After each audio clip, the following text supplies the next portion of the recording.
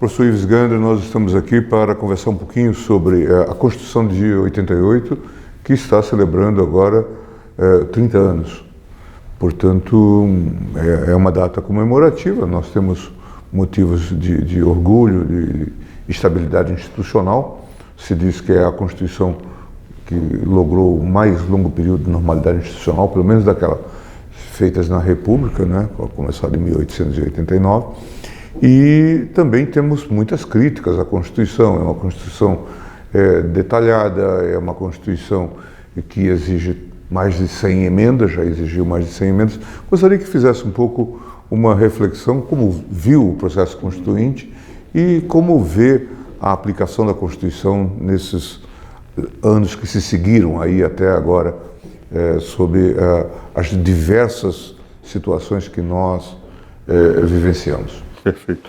Na verdade, professor e ministro Gilmar Mendes, eu acompanhei todo aquele processo. Fui conselheiro da Ordem de 1979 a 1984, presidente do Instituto dos Advogados de São Paulo, 85 a 86, quando foi convocada a Constituinte. E naquela ocasião, até por causa da Ordem dos Advogados, mais em contato com Ulisses Guimarães e Bernardo Cabral, Bernardo conseguiu ganhar do Fernando Henrique a disputa para relator da Constituinte, e já na época fazíamos programas juntos de televisão, Gazeta ao Meio-Dia, Mário Covas, Fernando, o pessoal do PT, o Gazeta ao Meio-Dia, toda semana estamos lá em debates. Nós acompanhamos de perto aquele processo. Eu mesmo fui convocado para audiências públicas no sistema tributário, na ordem econômica pelo Delfim, pelo Dornelles. Sistema tributário, então, vivi aqueles 2 anos com o Celso Bastos intensamente. E o Ulisses Guimarães, inclusive, ele se convenceu nos contatos que tínhamos aqui em São Paulo, morava perto do Jockey Club, em casa dele, para examinar o sistema de governo. Ele se convenceu do parlamentarismo, ele pedia livros emprestados e eu xerocopiava com medo de que os livros não voltassem. E brincava com ele, eu lembrava ali, eu dizia que a biblioteca dele tinha feito através disso, e tanto que o Ulisses se transformou num defensor do parlamentarismo. O que eu tenho a impressão é que o projeto que resultou das 24 subcomissões em que elas não se dialogavam, não havia uma interconexão, levou a Comissão de Sistematização a tomar uma posição, ministro Gilmar, que era uma posição de tentar fazer uma revisão do trabalho. A sistematização implicaria em desconhecer muito dos trabalhos da subcomissão. E, ao mesmo tempo, para garantir a aprovação, a necessidade de reduzir os 80% dos constituintes que não participaram da comissão de sistematização a terem um voto de só derrubar o projeto se tivesse um número suficiente de votos para derrubar. Então, os 80 não iam discutir um projeto, iriam apresentar eventuais emendas em que teriam que ter a mesma votação de aprovação. O projeto já estava pré-pronto. Se o projeto já estivesse aprovado, isso levou àquela discussão, o Roberto Cardoso Alves passou ao Centrão, eles mesmos pediram que eu redigisse, o Roberto me pediu, eu e o Hamilton fizemos isso, um anteprojeto de sistema tributário, em que praticamente eu resgatei aquilo que com o Dornelles se tinha trabalhado, e a verdade é que eles conseguiram torpedear outro projeto, não torpedear inteiramente o projeto, mas o esquema da Comissão de Sistematização.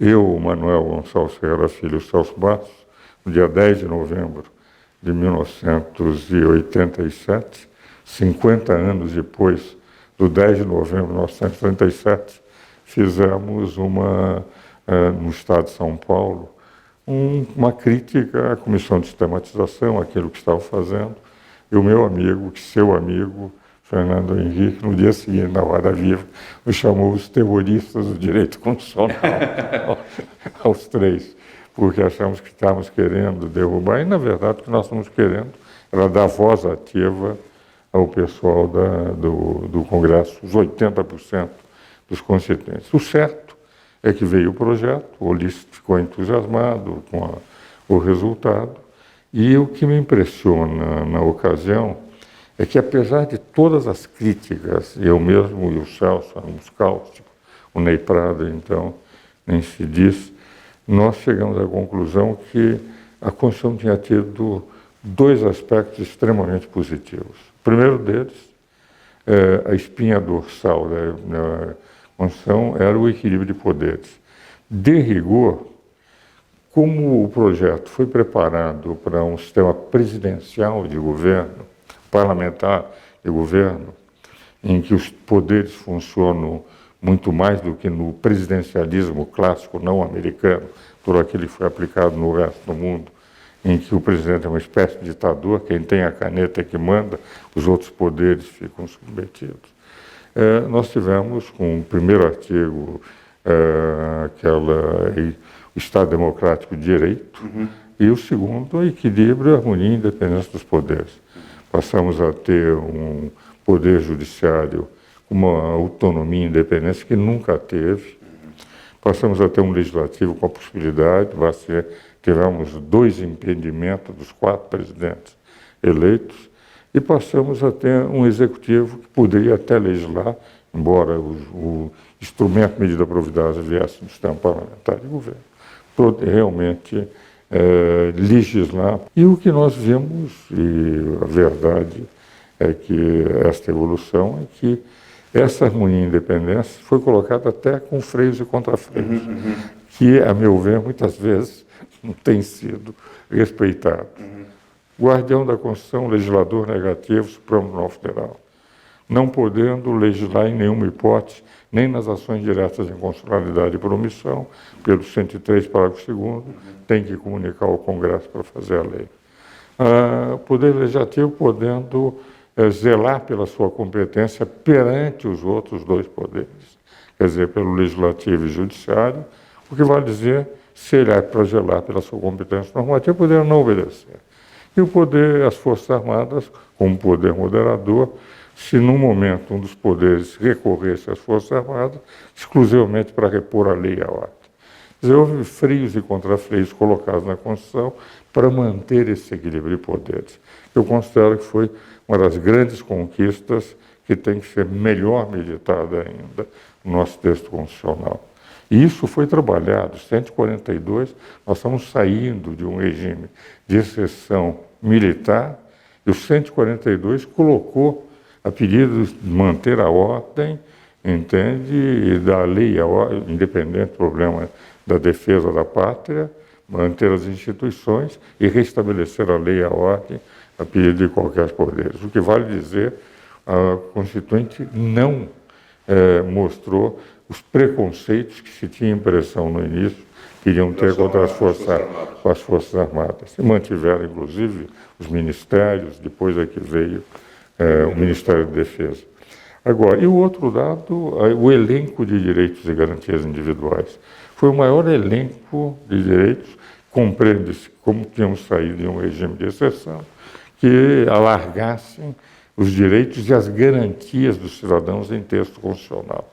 Se nós examinarmos o que está nos primeiros 77 incisos, agora 78, do artigo 5º, nós vamos verificar que nunca houve um elenco tão grande de direitos e garantias individuais. Agora, evidentemente, foi uma Constituição adiposa, com tantos partidos, todos fazendo acordos. Voto na sua emenda se você votar na minha. Teria que dar uma série de disposições que não tinham.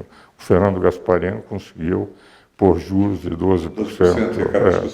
Um outro conseguiu pôr o Colégio Dom Pedro II, um princípio constitucional, quer dizer, uma série desses aspectos, enfim, tem uma série de aspectos que não teriam nenhuma densidade constitucional.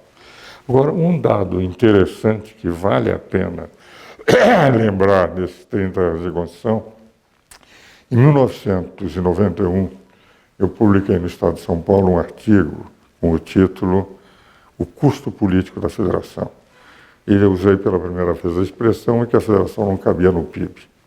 O que vale dizer, nós temos criado em 91. O Luiz Guimarães me ligou e disse: professor, eu li seu artigo, eu devo ser o presidente na revisão constitucional e nós vamos corrigir isso, que a Constituição tem aspectos positivos, mas eu reconheço que está ficando inadministrável. Isso em 91. E o que eu pretendo fazer? Eu pretendo criar uma comissão de juristas, mas não como foi a comissão dos notáveis. Cada partido vai indicar 1 ou 2 juristas que vão trabalhar numa comissão comigo. E eu vou ter a minha comissão para preparar um texto em que se possa ter todas as correntes levantadas por esses juristas. E aí, quando nós levarmos para a revisão de 93, vai ser muito mais fácil.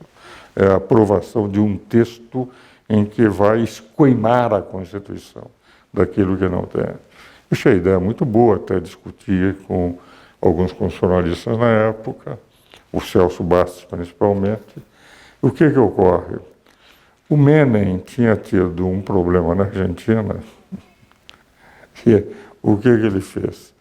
Um dia aparece o procurador da Argentina, que seria o nosso procurador-geral da República, acho que é Garcia Lema ou Lema Garcia, não me lembro exatamente quem é o qual, mas era um desses 2 nomes, e dizendo que tinha lido os primeiros comentários que eu e o Celso tínhamos feito, os primeiros volumes, e queria saber como funcionava o sistema aqui. Eu contei a tese do Ulisses. Fizemos até um programa de televisão na Rede Vida, os 3. E ele levou a ideia para o Menem. E o Menem fez isso na Argentina. Com a Constituição dela, com a comissão, e foi rápido, uma Constituição de 129 artigos e 17 disposições transitórias. O que representa que o velho Ulisses, com a sua ideia, terminou influenciando o processo constituinte da Argentina, que pouca gente conhece, que foi, na verdade, uma ideia que eu levei, que era do Ulisses, para apresentar. Agora, eu tenho a impressão que há reformas fundamentais na Constituição. Nós não podemos continuar com essas 99 emendas e 6 no processo revisional, são 105 emendas que a Constituição tem. Ela teria que, enfim, ser escoimada de muitos dispositivos, e temos 5 reformas que eu considero fundamentais. Uma delas é a reforma tributária. Não é possível continuarmos com essa legislação tão complexa e quase tudo sendo incorporado na Constituição. Nós tínhamos, do ponto de vista dos artigos 145 a 149, princípios bem definidos, lei complementar, espécies tributárias, capacidade contributiva. De repente começou 149, começou a ter umas penduricalhos, e hoje nós não temos um conceito, nem no Supremo Tribunal Federal, Vossa Excelência Ministro do Supremo, nem na doutrina e nem no texto constitucional, por exemplo, um conceito de contribuições. Nós não conseguimos formar conceitos nem jurisprudenciais, nem doutrinários definidos. O casuísmo levou a tudo isso. Quer dizer, toda hora estamos mudando e nós não temos hoje. E isso acontece, portanto, não só no sistema tributário, mas em outros. Mas no sistema tributário, tem a impressão que temos que fazer uma reforma. De uma maneira de simplificar a legislação, quem vai ter que pagar tributo tem que pelo menos entender o que vai ter que pagar. A clareza é o mínimo que um legislador pode dar para que o contribuinte possa... É o mínimo de segurança. É o mínimo de segurança. É a gentileza do legislador perante o povo que vai ter que cumprir aquela obrigação. Então, eu tenho a impressão que isso é fundamental. Por outro lado, temos que simplificar o sistema. Não é?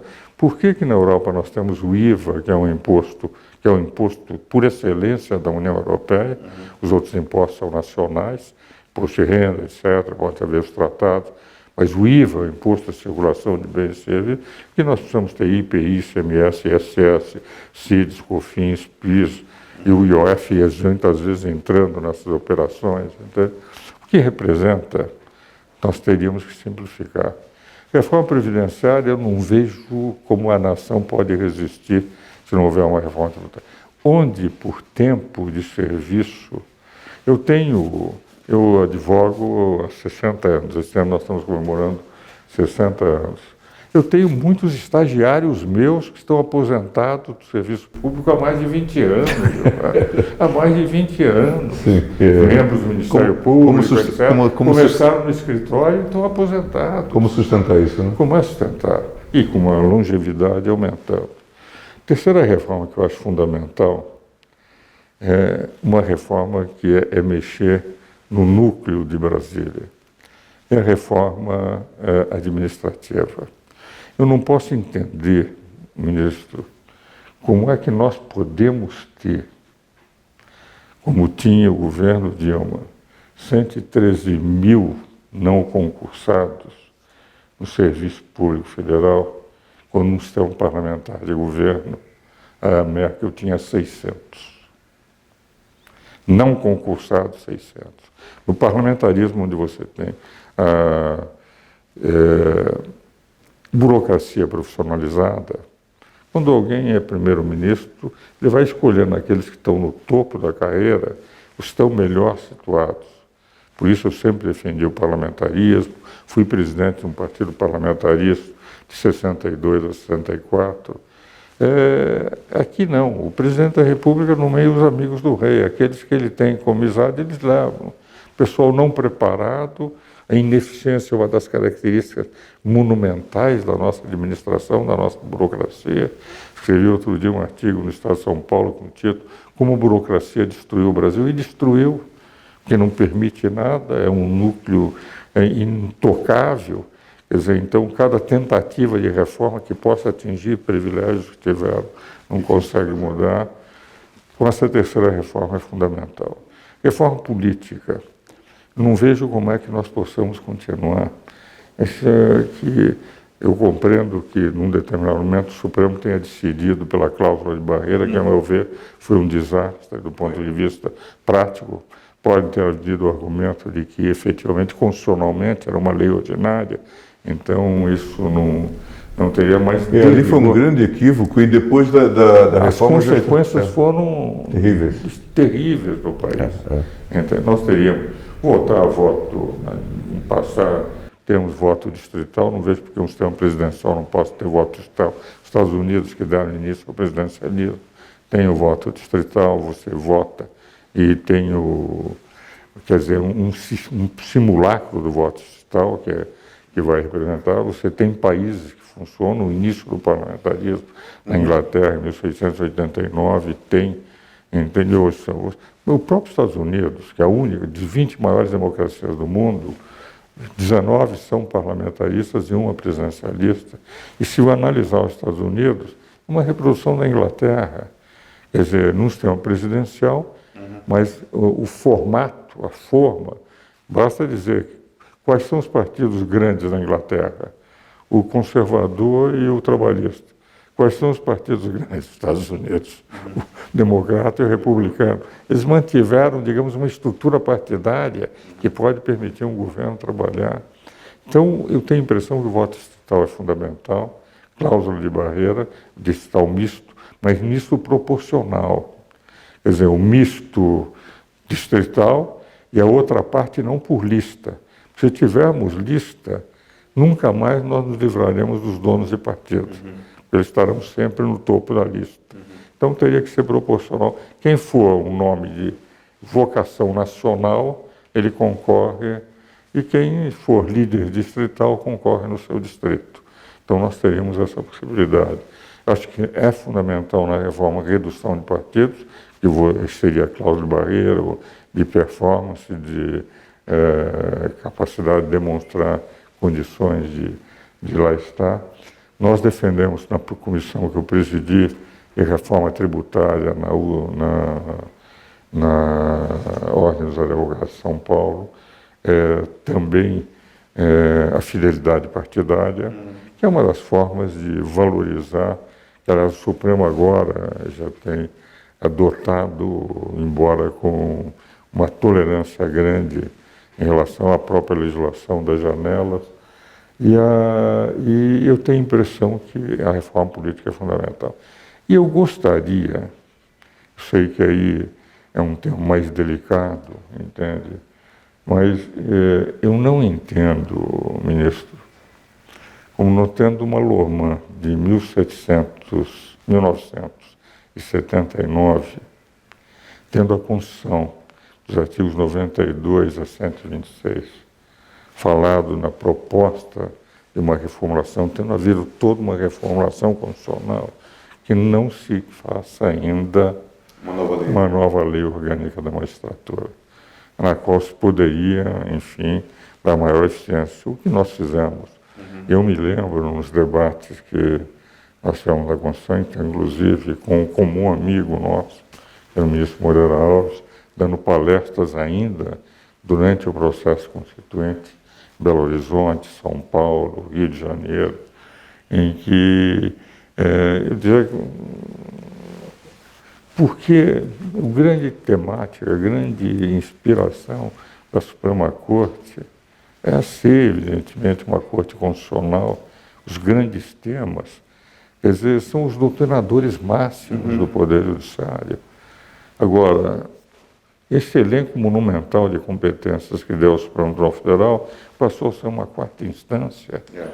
Entende? Quantos temas, vê se o número de questões que são discutidas em outros países e o número de questões que chega no Supremo, mesmo com a emenda 45, com as reduções que se fizeram, com repercussão geral, súmula, entende? Efeito vinculante das súmulas, entende? As súmulas vinculantes. A verdade é que continua e a necessidade, evidentemente, de dar uma competência da dignidade que o Supremo tem e não de ficar destinando habeas corpus e coisas semelhantes, que é típica matéria de instância inferior, quer dizer, matéria de administração de justiça. A minha visão de um velho professor provinciano de direito constitucional é a seguinte, de que a função de fazer justiça se faz nos tribunais inferiores. A função da Suprema Corte é dar estabilidade às instituições. Essa é a grande função. A justiça se faz. Então, os grandes temas são apresentados não para fazer justiça, para dar estabilidade às instituições. Não é para chegar a qualquer questão lá em que os cidadãos vão se multiplicando, habeas corpus, etc. Então, acho que examinar uma LOMAN que facilitasse, inclusive, uma revisão constitucional no capítulo de competências do Poder Judiciário, para não dar a impressão que o Brasil tem 4 instâncias.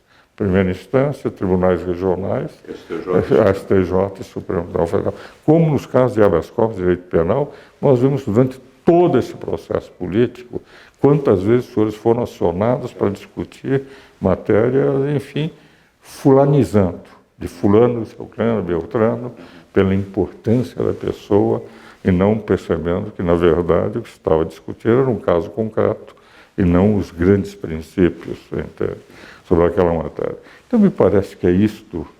Eu vejo grandes qualidades da Constituição, nesses aspectos de direitos e garantias individuais, estabilidade, dá uma tranquilidade às instituições, com 30 anos, com todos os escândalos que o Brasil já passou, nós estamos com esse texto constitucional dando estabilidade, nós passamos os anões do Congresso, mensalão, petrolão, Lava Jato há 5 anos, etc. O PC na época do Collor e não tivemos uma alteração, digamos, da instabilidade das instituições. Mesmo quando se falou, vamos pegar, chamar militares, era um pequeno grupo que pretendia. Então, a sensação que eu tenho é que não é o caso de uma nova Constituinte, uma nova Constituição, como o Modesto Carvalhosa, queridíssimo amigo, vem apregoando. E nós precisamos escoimar daquilo e fazer as reformas necessárias para que o Brasil possa crescer. Porque também um dos defeitos da Constituição, ela amarrou demais o crescimento do país. Essa questão que o senhor vem colocando já há muito tempo sobre o crescimento do Estado, o crescimento das despesas, né, que faz com que não haja recursos para investimento, né, o próprio Estado deixa de ser um agente de desenvolvimento, acho que é uma questão que hoje está na cabeça aí de importantes economistas e esbarra numa resistência muito grande das corporações, né? As corporações são contra essas reformas. Veja o que fizeram com a tentativa de reforma da Previdência Social lançada pelo presidente Michel Temer. Que, aliás, eu queria fazer uma justiça ao presidente Michel Temer. Primeiro, é constitucionalista como nós, né? Quer dizer, é uma matéria de reflexão permanente acadêmica dele, desde os tempos em que ele ainda não era político, e nós já saímos pelo Brasil, sempre foi o direito constitucional. Mas é o seguinte, com todas as críticas que fizeram ao presidente Temer, ele conseguiu a reforma trabalhista, conseguiu o teto dos gastos, baixou uma inflação que estava explodindo com a presidente Dilma para menos de 4%, entende?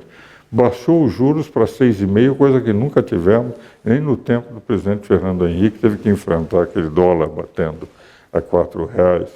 Quer dizer, na verdade, com todas as críticas feitas, alguns pilares, e na hora que ele estava para conseguir a reforma previdenciária, com aquela incapacidade notável da Procuradoria de ter iniciado aquele pedido de impeachment, atrasou tudo. E um pedido que não se sustentava em si com os elementos apresentados, né? Na verdade, eu tenho a impressão, mesmo sendo, na dúvida, função do Ministério Público de acusar, na dúvida o Ministério Público não é como um juiz, que na dúvida absolve, o Ministério Público na dúvida tem que acusar para estar tranquilo.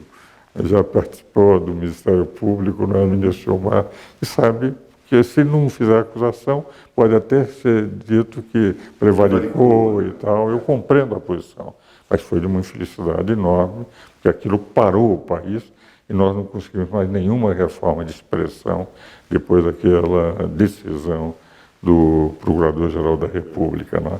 E a reforma trabalhista, por exemplo, e outras reformas que se fizeram, né, fizeram cessar a hemorragia, né, que nós estávamos passando, né? Certamente nós estávamos com um índice de desemprego monumental. Crescendo assustadoramente. Assustador, né? E a inflação acentuada.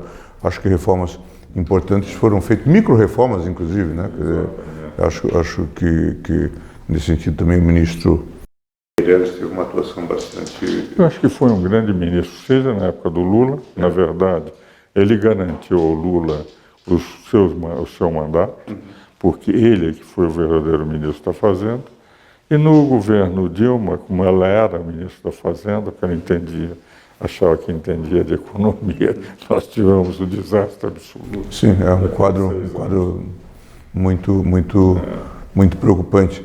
Professor, uma outra coisa, o senhor, desde que já falou isso, desde a origem é parlamentarista, e nós sabemos e nós temos conversado, inclusive, com as pessoas sobre esse tema. Muitos dizem até que talvez um excesso de voluntarismo, alguns líderes no Congresso queriam encurtar o mandato do presidente Sarney, que na verdade aceitava, ele até nos disse nas entrevistas que nos concedeu, que aceitaria o último ano do seu mandato, aquela disputa sobre 5 ou 6 anos, ou 4 anos, como queriam aqueles que queriam encurtar o seu mandato, mas ele aceitaria até 5 anos, sendo o último ano com já uma transição para o parlamentarismo. E nós pagamos um preço também muito alto, né? O senhor falou de 2 impeachments presidenciais dos 4 presidentes eleitos, por conta dessa certa instabilidade. É bem verdade que os impeachments têm sido tratados dentro do devido marcos legais e tudo mais, mas é claro, não deixa de ser um trauma, né? Isso, em geral, os americanos também comentam que o impeachment é pensado para não ser usado, né? Quer dizer, em princípio, leva à renúncia do presidente e tudo mais, mas um impeachment realizado até o final custa muito para o país, né? Quando o parlamentarismo tem formas muito mais suaves, né, de transição, quando se trata de superar um governo por outro, né? Será que não era o caso? E agora nós temos também todo esse quadro das eleições presidenciais com toda essa paixão e uma dose de certo radicalismo, né? Isso não era o caso de nós voltarmos a revisitar esse tema, né? Há um dado interessante, dos 20 maiores países, 19 democracias, 19 são parlamentaristas.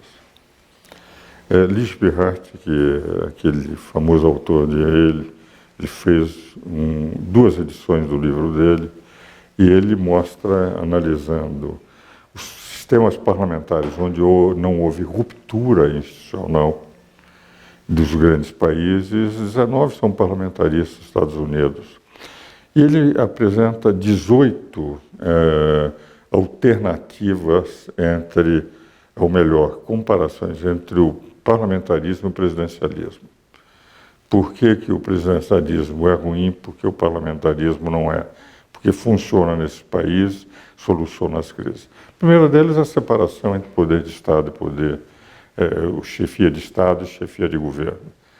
A chefia de Estado permite, nas crises, ter um poder moderador autêntico, que não seja como nós colocamos na nossa Constituição, as Forças Armadas num conflito entre poderes. É muito mais lógico. Entende? Em segundo lugar, o chefe de governo ele só se mantém se for competente. Porque se ele for incompetente, eu afasto com um voto de desconfiança. E ele, se não mostrar competência, entende? Evidentemente, por mais que ele tente fazer acordos, ele não vai se manter muito tempo. E ele tem que mostrar, no momento em que está fracassando o governo, encontrar formas de recuperar o governo. Não é como o presidencialismo, que assume, sabe que ele tem 4 anos, ele faz o que bem entende nos 4 anos. Por exemplo, o Petrolão e Mensalão foi um assalto às finanças públicas governamentais do governo por pessoas que não tinham a mesma responsabilidade com o futuro, estavam lá por 4 anos, por 8 anos. No parlamentarismo isso não acontece. O chefe de governo, ele pode ser... E se ele é afastado, entende? Se encontra uma outra solução. E se houver um vácuo, há a burocracia profissionalizada.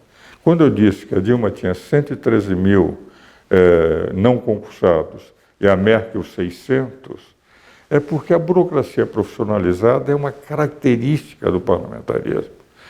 Quando há mudança de poder, entende? O que ocorre? O país é governado praticamente pela burocracia, entende? Até que se encontre. Na Itália é uma brincadeira, dizendo que às vezes esse vácuo é extremamente positivo para... Porque os burocratas entendem. Agora, vamos admitir que haja um primeiro-ministro de esquerda, depois um primeiro-ministro de direita. O que ocorre? Quando ele pegar todos os cargos lá em cima necessários para governar, serão de burocracia. Então ele vai ter uma série de pessoas que chegaram ao último grau da carreira burocrática. Vai escolher o que está mais afinado com as suas ideias, mas sabe onde escolher. E aquele afinado com as suas ideias é um cidadão que conhece a administração pública, sabe como aquilo funciona. Então, a burocracia profissionalizada dá uma estabilidade enorme. Afasta-se o governo incompetente, o país continua governado sem traumas nenhum, elege-se um novo primeiro-ministro, o chefe de Estado. E se o parlamento, e é isso, for irresponsável, derrubar ministro, etc., a dissolução incondicionada do Congresso. Sim. Todos os parlamentares podem voltar mais cedo para casa. Sim. Se o chefe de Estado chegou à conclusão e disse, olha, como eu vejo que os senhores não dão estabilidade a nenhum governo, agora quem vai receber o voto de confiança são os senhores. Vou consultar o povo se concorda ainda com esse sistema. Isso tem funcionado no mundo inteiro. Funcionou na Tailândia, Índia mata primeiros ministros, mas o sistema funciona. Os países da União Europeia são países parlamentaristas, os famosos. Os países monárquicos, por incrível que pareça, dão até mais estabilidade se os parlamentaristas não monárquicos. Quando na Suécia, Noruega, Holanda, Bélgica, Inglaterra, etc. Entende? O que representa que é um sistema que no mundo inteiro, além do que, é um sistema mais velho do que o presidencialismo. O presidencialismo começa em 1776 com os Estados Unidos, que vão ter uma Constituição só em 1787, enquanto que na Inglaterra começa em 1688, 89 de rigor, quando cai e daí se separa pela primeira vez o chefe de Estado, chefe de governo. Eu tenho a impressão que eu fui presidente de um partido parlamentarista, deixei de fazer política em 1965, no momento em houve o ato insurrecional número 2, disse, nunca mais vou fazer política e não me arrependo da decisão de ficar só como advogado e professor universitário. Mas a verdade é que nós defendíamos Paulo Brossard, Mendes Sá, o Pila, Amanda Câmara, o Mangabeiro, Josafá Marinho. Era o grupo nosso que defendia o parlamentarismo, não é? Porque achamos que era o caminho necessário para o Brasil. E, de rigor, o período mais estável da história foi o parlamentar. Foram 42 anos do parlamentarismo monárquico, em 1847 até 1700. Eu estou lendo uma obra do João Camilo Torres, A Democracia Coroada, em que ele faz um acompanhamento desse período e chama atenção para a leveza do sistema e a sua funcionalidade. Há um dado que me parece importante, ministro, no momento em que o Deodoro proclama a República, ele pensou que estava derrubando o gabinete Ouro Preto. Ele só no dia seguinte sabe que ele proclamou a República. É um negócio impressionante. O Campos Salles... A questão que estava em jogo era o governo. Era o gabinete Ouro Preto. O dado interessante, e tanto que 6 dias antes houve o baile na Ilha Fiscal, ninguém imaginava.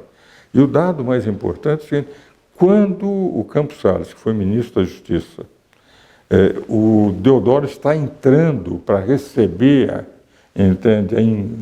ser nomeado presidente da República, o primeiro presidente da República, o Campos Salles diz ao Deodoro, diz, presidente, o senhor não pode entrar assim. Ele diz, por quê? O senhor está com as condecorações do imperador, como é que o senhor vai tomar posse com as condecorações do imperador?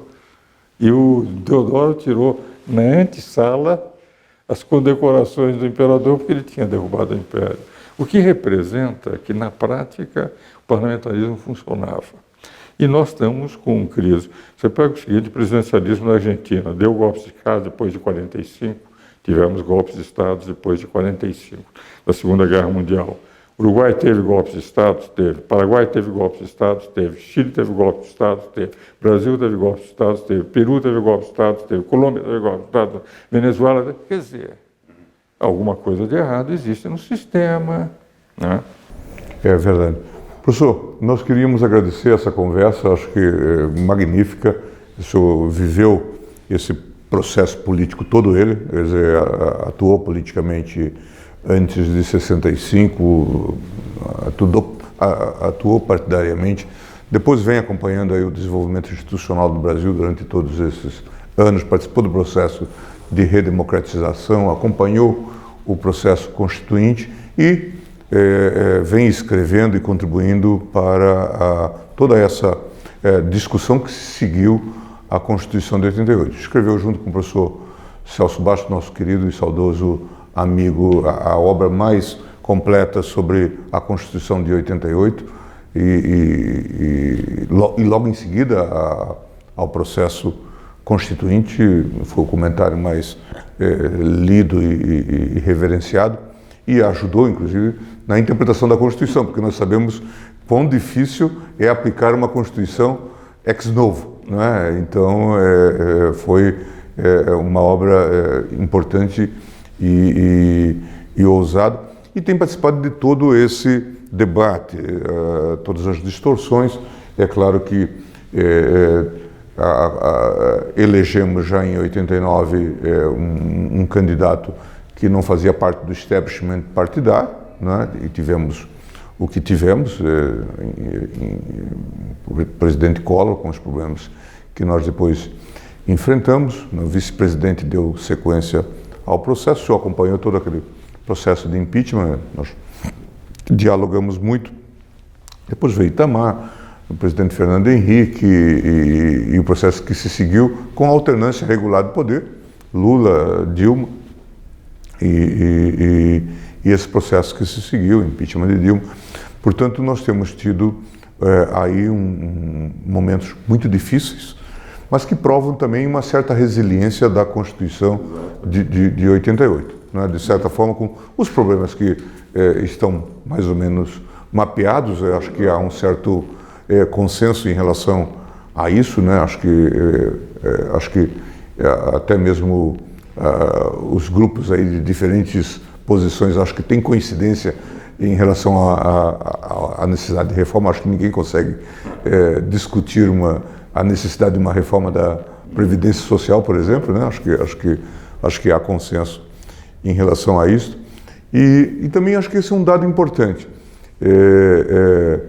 Eu falava não faz muito tempo com o Gaston Henrique, e ele dizia... No meu tempo. Sim, seu amigo também, e que vivenciou a Constituinte muito de dentro. E era deputado.